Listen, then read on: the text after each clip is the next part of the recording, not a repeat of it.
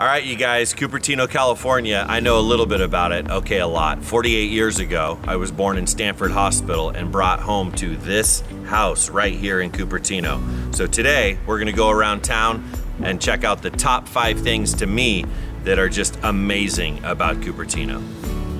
Coming in at number 1 on the list for Cupertino is education combined with culture. And we're really talking about a culture of education. The amount of academies and learning centers and language schools, the Montessoris, which my daughter went to actually in Sunnyvale, a neighboring town, but just healthy competition and feeding into Stanford and Cal. So number 1 on the list for Cupertino, education. So location number 2 on the list for Cupertino, and I always think of it as 2 ways. It's exactly where you're at. Cupertino located very conveniently next to Los Altos and Saratoga, Los Gatos and Palo Alto, Sunnyvale, Mountain View. Your next door neighbors are just amazing places to visit, and the diversity and the culture and the restaurants and the farmers markets and the music in the park and the shopping. And then you jump in the car and you're off to Monterey on a day trip, or to Reno or Tahoe, or Napa or Yountville, or Sonoma or Yosemite or Half Moon Bay. You guys see where I'm going with this? San Francisco. So 2 different ways to look at location. Number 3 on the list for Cupertino is business and opportunity. You've all seen it, designed in Cupertino. Apple, Apple, Apple.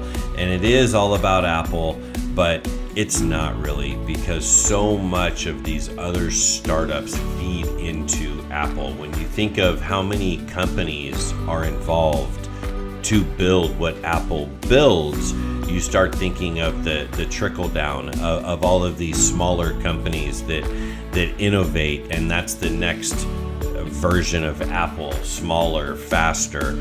Software companies abound as well in Cupertino. So when you talk about Cupertino and restaurants, you really do have a lot to choose from. And when you have such a diverse culture, what ends up happening is these cultures support their cultures with their local restaurants. We picked out the Beijing Duck House, Mama Chen's Kitchen, the Taiwan Porridge Kingdom. I've been to all these restaurants. They are amazing. On the dessert side, the Sweet Honey Dessert and the Lafitte de Bakery. Also, you have places like Alexander Steakhouse, of course, if you want some A5 Wagyu beef, Oren's hummus in the Main Street Plaza, and a few others there. Coming in at number 4 on the list for Cupertino is the parks, the hiking, the trails, open space. We call it green space. We call it open space preserves, where it is held as an ecological reservation, basically, that can be untouched by development. And there is just a ton of it in the greater Cupertino space. Phenomenal maturity, huge trees. I'd be remiss if I didn't mention, let's say, Jollyman and Memorial Park and Portal and the Antonio Preserve. So Rancho San Antonio, the McClellan Ranch Preserve, Stevens Creek County Park. And finishing off, coming in at number 5 on the list for Cupertino is just simply attractions. The Fujitsu Planetarium, which is at De Anza College. Ridge Vineyard up there in the hills. The Euphrat Museum of Art, also at De Anza College.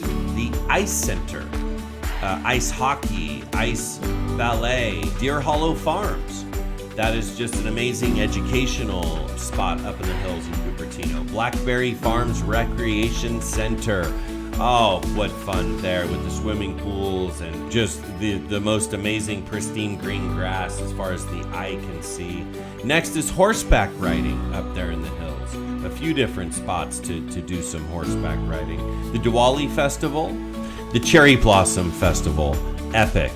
That is number 5 on the list, attractions. Just a quick recap for you guys. Cupertino top 5. Number 1, education. Number 2, location. Number 3, business. Number 4, open space, parks, hiking. Number 5, attraction.